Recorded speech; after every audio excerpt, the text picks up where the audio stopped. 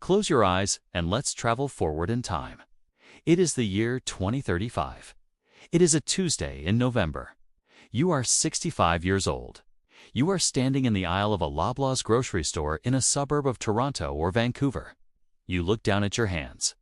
They are the hands of someone who has worked for 40 years. You paid your taxes on time every single year. You contributed to the Canada Pension Plan every single month. You followed the rules. You did everything they told you to do.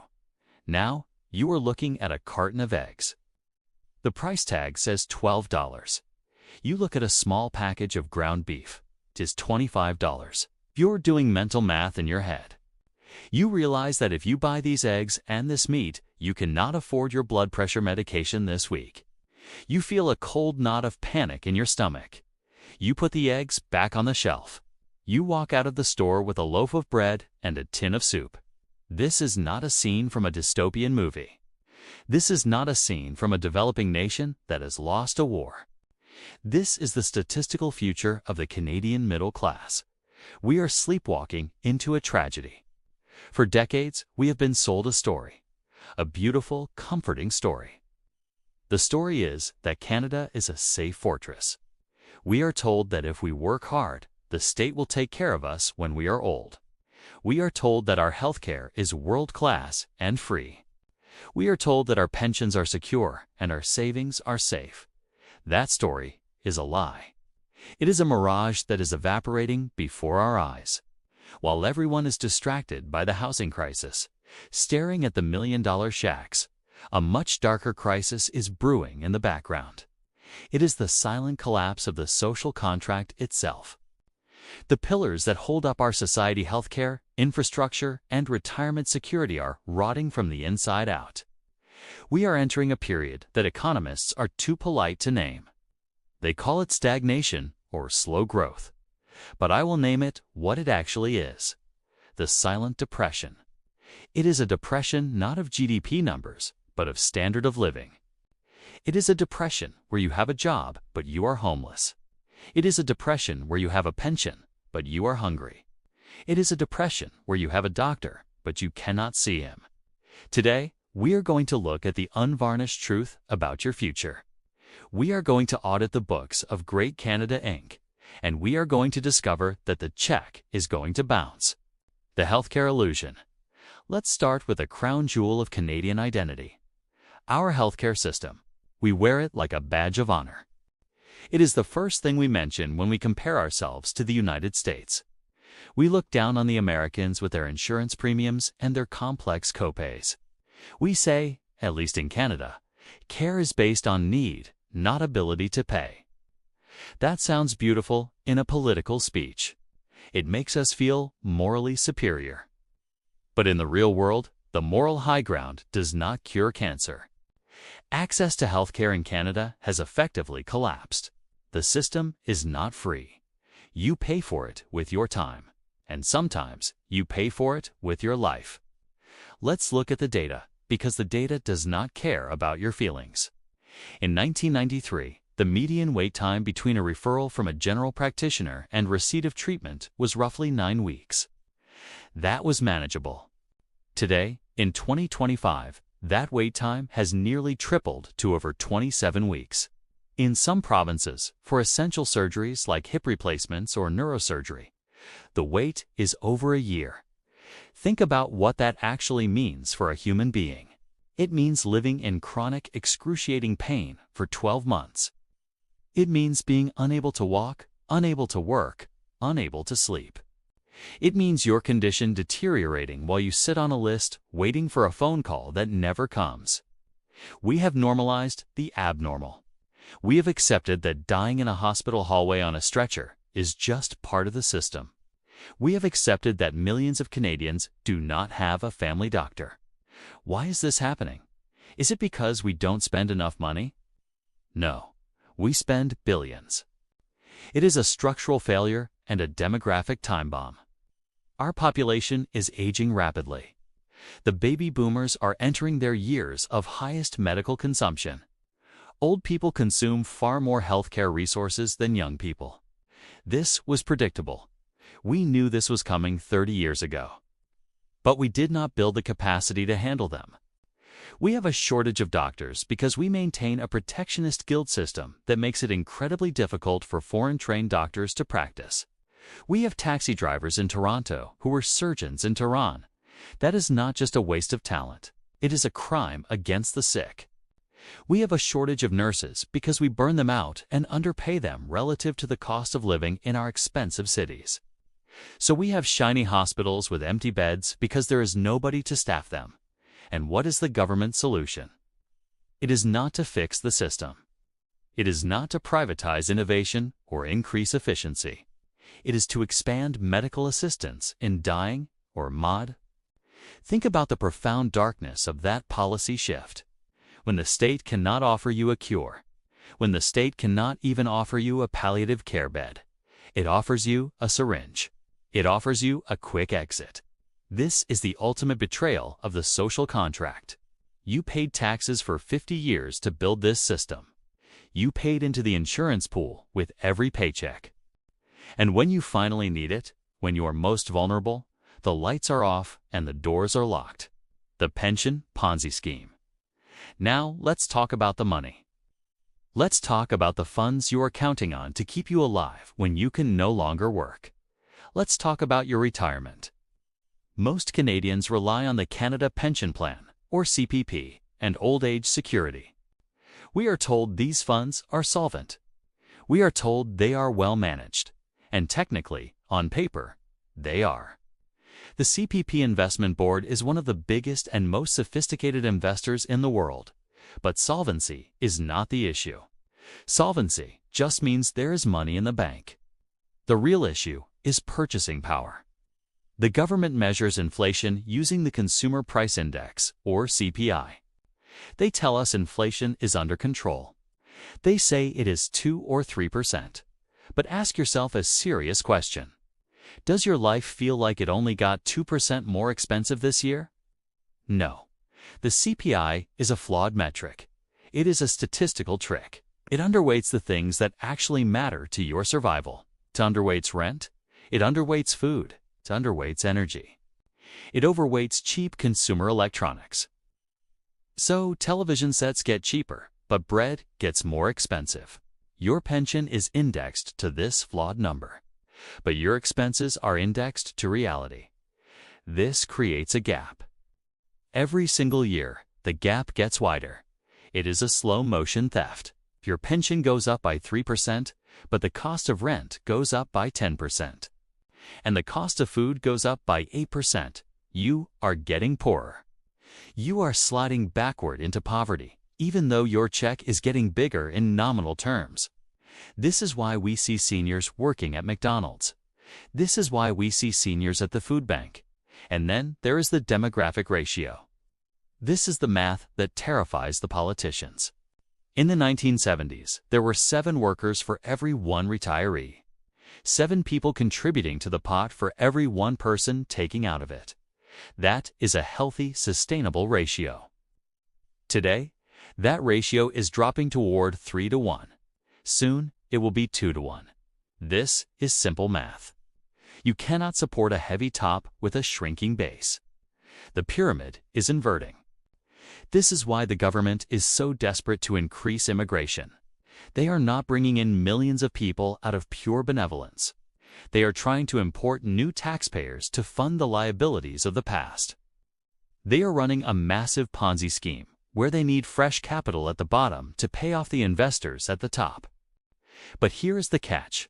As we discussed in previous videos, this mass immigration suppresses wages and spikes housing costs. So the solution to the pension crisis actually makes the cost of living crisis worse for everyone. It is a vicious cycle. We are destroying the standard of living of the young to pay for the underfunded promises made to the old. And you are the one trapped in the middle. You are paying for a retirement system that will likely be a husk by the time you get there. The crumbling foundation.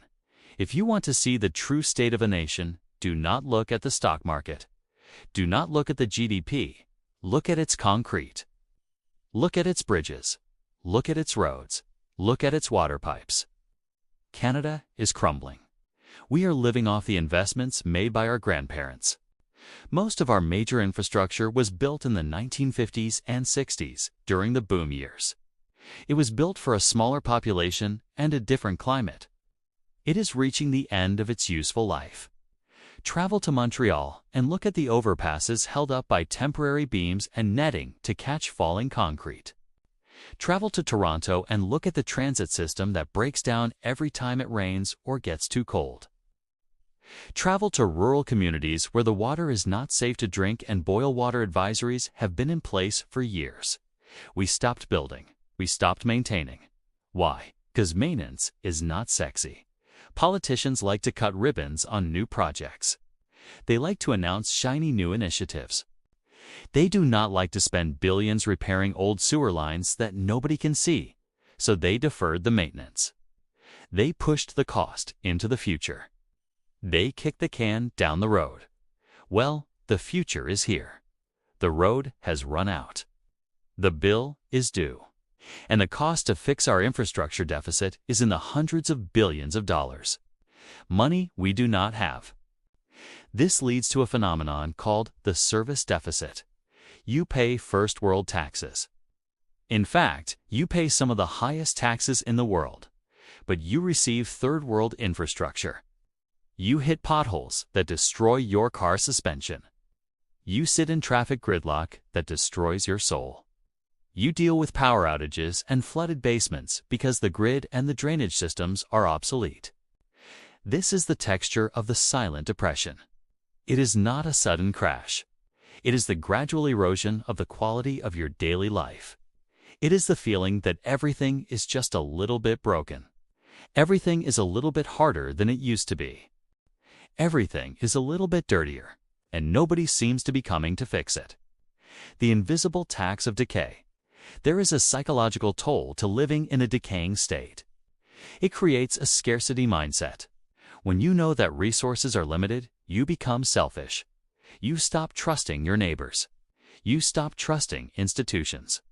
Social trust is the glue that holds a country together. It is the invisible capital that makes a society function. In Canada, that glue is drying out and cracking. We are seeing the rise of tent cities in every major urban center. Drive through East Hastings in Vancouver. Drive through downtown London, Ontario. Drive through Halifax. These are not just drug addicts and the mentally ill anymore. These are seniors. These are veterans. These are students. These are people who fell through the cracks of a system that has become a sieve, and the rest of us walk by. We look away. We avert our eyes. Why? Because we are terrified. We are terrified because we know that we are just one bad month away from joining them. We know that the safety net is gone. This fear keeps us compliant. It keeps us working jobs we hate. It keeps us paying rents we cannot afford. Because the alternative is the street. The government knows this. They leverage this fear. They tell us to be grateful. They tell us to compare ourselves to the worst places on earth rather than comparing ourselves to our own potential. At least we are not at war, they say. At least we are not a dictatorship. That is the bar now. The bar for Canada is no longer excellence. The bar is it could be worse. That is the loser's mentality. That is the mentality of a nation in decline. We have moved from a high-trust society to a low-trust society. In a high-trust society, you can leave your door unlocked. In a low-trust society, you need cameras, gates, and security guards. This is the invisible tax of decay. You pay for private security because the police are overwhelmed. You pay for private tutors because the schools are failing. You pay for bottled water because the tap water is suspect. You are paying double for everything. Once in taxes and once in the private market to replace the services the taxes were supposed to provide. The wake-up call. So what happens when the bubble finally pops? What happens when the pension checks don't cover the rent?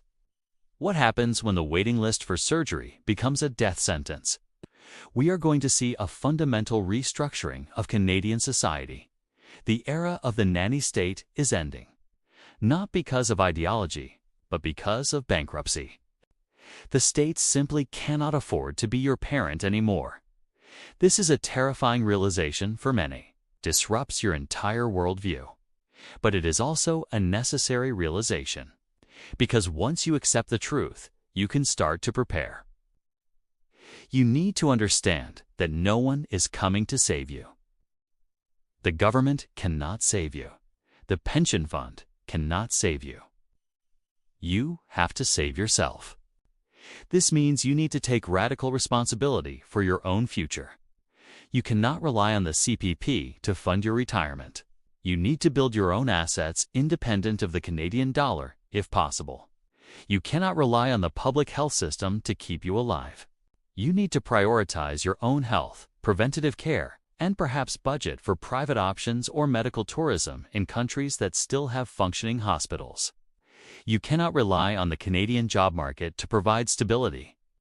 You need to diversify your income, perhaps looking for remote work in stronger economies, or building a side business that is not dependent on the local economy. The silent depression is here, but it does not have to destroy you. It only destroys those who refuse to see it. It destroys those who keep waiting for the good old days to return. The good old days are gone. The harsh new days are here.